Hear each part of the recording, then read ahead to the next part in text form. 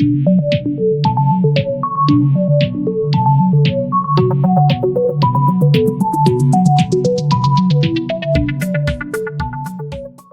everyone, welcome back to A Couple Books. This is Couple, as always, and today we're going to be doing a LitRPG book review. I'm super excited to be here with you guys today, so let's just jump right into it. But before we can do that, let us just go over a few quick things. First of all, do you know what LitRPG is? You may not. So if you don't, then be sure to check out my introductory video on LitRPG to understand what this genre is all about. It's a super amazing genre with a lot of fun things. Think books plus video games, and you're about halfway there. There's a lot more to it. It's a fantastic genre with a lot of amazing things going on in it. There's some amazing people writing in this sphere right now, and it's a great place to be. So, if you don't know exactly what LitRPG is, I recommend you guys pop down to my other video, which will be downstairs in the description box, so you guys can kind of get a grasp before we dive into this book. So, if that is done and you are still with us, then let's get started. This book is by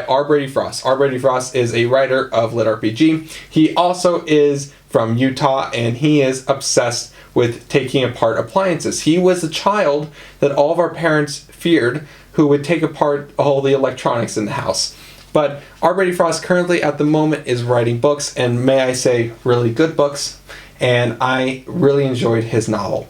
The novel I read was the first book in the Battle Mage Reborn series, and the first book's title is going to be Second Chances, and it is right here.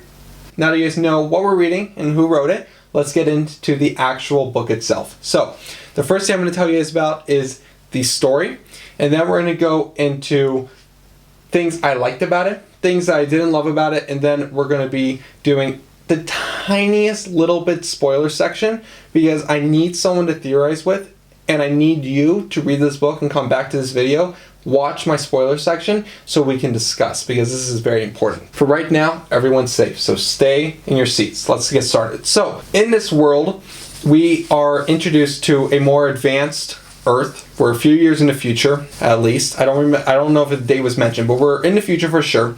And this is a future where all of a sudden the afterlife is, to some degree, optional. Option A, die like normal people, or option B, you can have your consciousness uploaded to a afterlife like virtual reality game. This afterlife virtual reality is very much the typical what you would expect of a game, a medieval fantasy game with magic, swords, all that kinds of things. So that is an option in this world. Of course, you have to opt into this. Not everyone is required to, and it is, from what I have gathered from reading it, it is not exactly free. In order to do this, you definitely have to choose to do it. Now comes in our main character. Our main character's name is Denton. What you need to know about Denton is that he is a family man. He has a beautiful wife, and she's just a lovely lady, and even though they're divorced, they get along very well. The wife is remarried to a very successful man named Roger, and he is in charge of the company that actually created and is currently running the Afterlife program. He also is the father of a few kids who are all between the ages of super young to the end of high school age, and he loves them dearly. What you also sadly need to know about Denton is that he is currently diagnosed with terminal cancer. Like, it's not good. It's no bueno. Like, Frost, why did you do this? Like, I'm opening up like the first page and like I'm already like sad, like going straight into this, but don't worry, hold on, it gets really good really fast. So, Denton, unfortunately, because of his illness and his terminal prognosis, he has to seek another means in order to survive. Like, it's pretty much at this point the medical community doesn't know what to do. Like there's not much they can do for him. So Roger, his ex-wife's new husband, who is in charge of this massive tech empire that runs this afterlife program, says that they also have a medical side to their company. It's not just about the game. They also have a medical component where they do medical research, and there is a voluntary procedure that he wants to offer up to Denton. And this procedure is not necessarily a guarantee, but it's his best chance for sure. So he goes through the procedure, and unfortunately, a little bit later, he does die.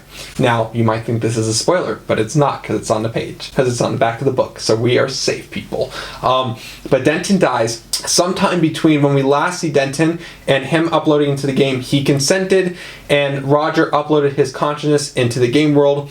Unfortunately, due to circumstances, he doesn't remember the whole period of time that he had with his family from when we last saw him all the way up until him being uploaded to the game, which you'll have to figure out why when you read the book yourself. But he's uploaded to this game, and now he's in the afterlife. And Roger basically gives him the option. He's like, you can choose to just be like done and you can like walk away from all this, or you can play. And so Denton, in order to see his family one more time, decides to give it a chance, and afterwards he decides to stay in and play the game. This world that he enters into is very, very what we would expect from like a typical magic, swords, medieval fantasy MMORPG. The only difference is that this world is not filled with players. It is not filled with young teenagers with like bad acne playing games in the dark. No, this is filled with people who have died, they have moved on, and this is their afterlife. Their consciousness have been uploaded to the system.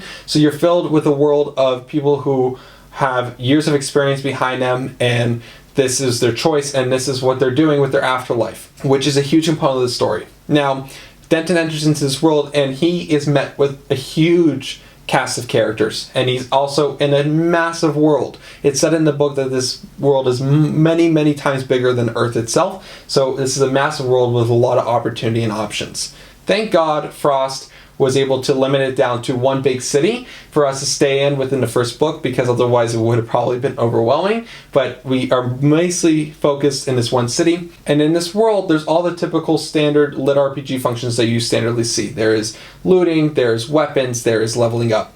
And Denton, starting off, is a noob. Total noob. Does not know what's going on, doesn't know left from right. Well, he does know left from right, but that's about it. And he has to make it in this world. Thank everyone that he ends up actually getting some assistance from wonderful people that are in this world. And for example, he meets one of my favorite characters, Raven. Raven is that mysterious cloaked person who's got like that weird aura of protection, but also, you know, could kill you in like 3 seconds flat. That's Raven. Raven kind of takes Denton under her wing and guides him into the city, at which point our story really kicks off from here. Denton meets a whole slew of people. He does a lot of quests and adventures, and they all build off of each other as Denton gains experience and learns about the world that he's in now. Remember that Denton did not choose to go here initially. This was never his end goal. He actually quite initially was venomously opposed to the idea of even being uploaded to this system. So for him, he's experiencing this world as a total noob, which is great for us because we are noobs too. So we don't know what's going on. So it's great to be able to experience this world with someone who is sharing our same mindset and our same eyes for the most part. So that's pretty much the plot without getting too many spoilers. He goes on a few quests. There's a big overarching quest that happens around as he gets up in levels. So now let's go into some of the things I loved about this book. Number one, I loved that it was like the perfect combination of game lit and lit RPG. For anyone who's not sure about the genre, or for anyone who's like debating, this is one of those good entry point books. I've mentioned a few previously on this channel. This is going to go onto that list. This is like the perfect balance where like you're getting enough story that you're interested in what's going on, and there's just enough lit RPG with like looting and that kind of stuff for you to start to get a vibe about what's going on. Second thing I really enjoyed about this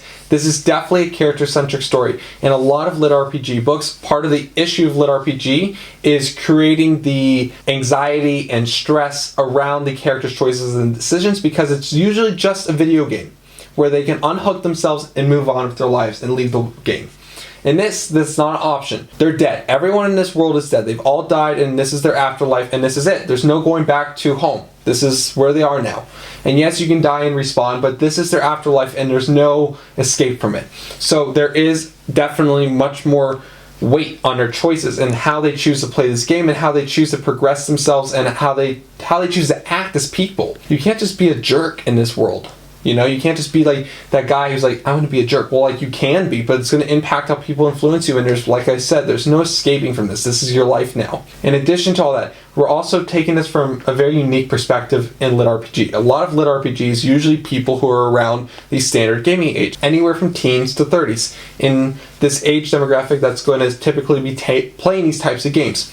Instead, we're playing with characters who, yes, there are a few younger people in the group of people that our main character meets along his journey, but for the most part, it's all older people. And the story that we're getting the eyes through is someone who's lived life, has had kids, has had life experience, and there's actual like emotion going on, and there's actual like decisions that are being made with years of experience behind them. We're taking this from a whole different perspective, not just in the sense that it's not really just a game anymore, but we're also taking it from a perspective of someone who has like real emotions. Like, he died, like, he's here because he's dead. His children and his ex-wife and his family's left behind, and he's here by himself, which is like sad to hear, but it's what makes the story like much more character focused and much more character centric. Not that it's a character centric story, but this story is coming from a much more like real stance, you know, if that makes sense what I'm saying here.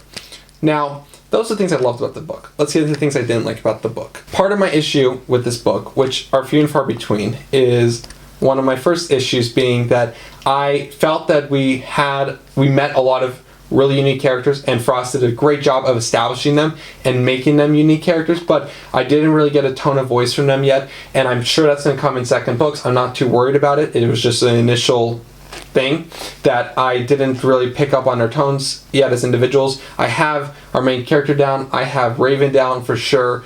Pops I have to a certain degree. I need to spend a little more time with these characters before I can really nail down who they are as people. And then also one of the positives I talked about was how we're experiencing this from an older man's perspective. And that is also has a downside to it, where for me it's harder to relate to just being a younger reader, which is no fault to Frost or to the plot or to the story or to the characters. It's just we're experiencing it from a different perspective, which is very refreshing and has its super positives like I spoke about, but also makes it a little bit more difficult to relate to the character in some ways. And then my last critique was that sometimes during action sequences, I got turned around a little bit. But that also is one of those things where it is less so an issue with Frost, but much more so an issue of just how I read and the types of action sequences that I read. Overall, I have very few faults with this book. I really enjoyed it. I thought it was really good. I thought it was different and it's unique, and that its take is a different take than I've read yet in LitRPG. So if you are someone who's debating getting into LitRPG, if you're someone who's been in LitRPG, or if you're someone who's transitioning from game lit to LitRPG or vice versa, I recommend you pick up this book. I think it's different. I think it's unique. I think it has got fun characters in it. And I know that Frost has set up a great world for us to spend a lot of time in. This better not just be the only book. I know he has another book coming, but I want to spend a lot of time in this world. That is a for sure thing. So be sure to pick it up and let me know what your thoughts are downstairs in the comment section down below. With that out of the way, let's get into spoilers. So spoiler time. So for spoilers, I just want to talk a few things that happened at the end of the book that I need some perspective on, because don't worry, I just don't know what to think, honestly, and I need yours' help. Number one, what is going on with the Necromancer? Now, if you read the book, you know what I'm talking about. If you haven't read the book and you're cheating and you're here for that, you're going to be confused. Is the Necromancer a traveler? Is he one of the actual people who died and are living in this game world? I don't know. Now, this is my theory. Denton says it's a traveler, and there is moments when the Necromancer moves items in and out of his inventory, which would also imply that it's definitely some kind of either NPC or PC. So it's either a traveler or it's an NPC, because I think that we've also seen NPCs take things in and out of their inventory, so that would not surprise me. My theory is, now hear me out, there's something going on with Raven, because we know that Raven has her twin, right? I'm trying to be vague here in case anyone's trying to stick around. So we know Raven has her twin, right? And her twin is not supposed to be in the game. It doesn't make sense why the twin's in the game. There's something wrong, and supposedly, according to Raven, that twin's supposed to not exist, right? Because it was deleted entirely. So, do we think that the reason that the Necromancer is around is the same reason that Raven's twin is still around? Is there a connection between the two? I think yes. I think that there's someone at the corporation who has installed or has done something of some sort to put their presence within the game.